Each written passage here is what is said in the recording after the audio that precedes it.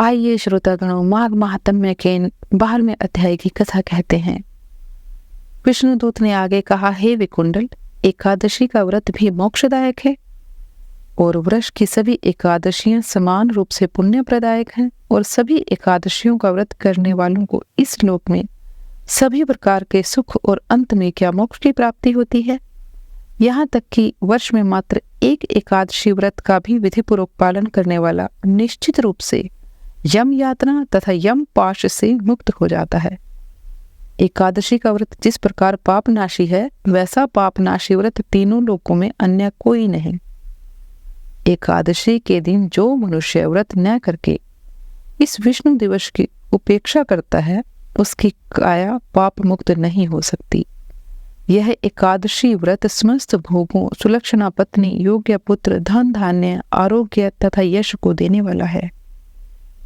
दैहिक और दैविक तापों का नाश करने वाला एकादशी व्रत दोनों लोकों में सुख की कामना करने वालों को अवश्य ही करना चाहिए।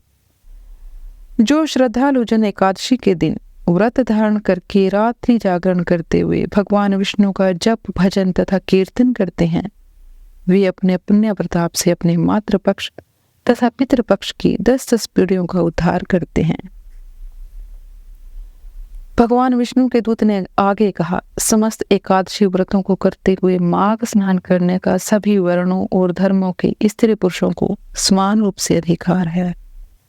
इनमें आयु, आश्रम, लिंग, वर्ण संबंधी कोई भेद नहीं है। एकादशी व्रतों को धारण करने वाले तथा माघ स्नान करने वाले सभी मनुष्य पाप मुक्त होकर मुक्ति प्राप्त करते हैं। अतएव समस्त धर्म प्रेमियों को माघ स्नान, एकादशियों का व्रत एवं भगवान विष्णु की पूजा आराधना अवश्य करनी चाहिए। जो स्त्री पुरुष एकादशी व्रत नहीं करते और माघ मास में न तो घर पर और न ही तीर्थों में स्नान करते तथा दान आदि भी नहीं करते, वे इस लोक में तो नाना प्रकार के कष्टों को भोगते ही हैं, मृत्यु के पश्चात भी घोर नरक यातनाएं प्राप्त करते हैं। ऐसे मनुष्य के इहलोक तथा परलोक दोनों ही नष्ट हो जाते हैं। प्रत्येक व्यक्ति को चाहिए कि व्रत, स्नान, ध्यान, दान तथा धर्म का अवश्य ही पालन करें। स्वर्ग सुख और ऐश्वर्य की कामना करने वालों को चाहिए कि वे अन्न, वस्त्र, द्रव्य, स्वर्ण, भूमि, फल, पुष्प, तिल, गुड़ इत्यादि का अवश्य दान करें। दान न करने से परलोक में कुछ भी प्राप्त नहीं होता। अतः प्रत्येक व्यक्ति को अपनी श्रद्धा तथा सामर्थ्य के अनुसार अवश्य ही दान करना चाहिए।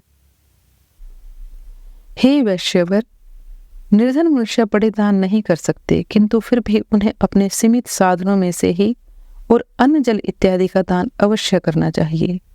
यदि दरिद्रतावश, अभाववश या फिर अन्य किसी कारण से दान करने को कोई भी वस्तु उपलब्ध नहीं हो, तो याचक का स्वागत भी मीठे वचनों से करना चाहिए। जो व्यक्ति दान करने की शक्ति और सामर्थ्य होने पर भी कृपणता के वशीभूत होकर दान नहीं करते, ऐसे व्यक्ति जो कुपात्रों को दान देते हैं, नाना प्रकार के कष्टों को भोगते हैं तथा संकटों और चिंताओं से ग्रसित रहकर सदैव अशांत बने रहते हैं।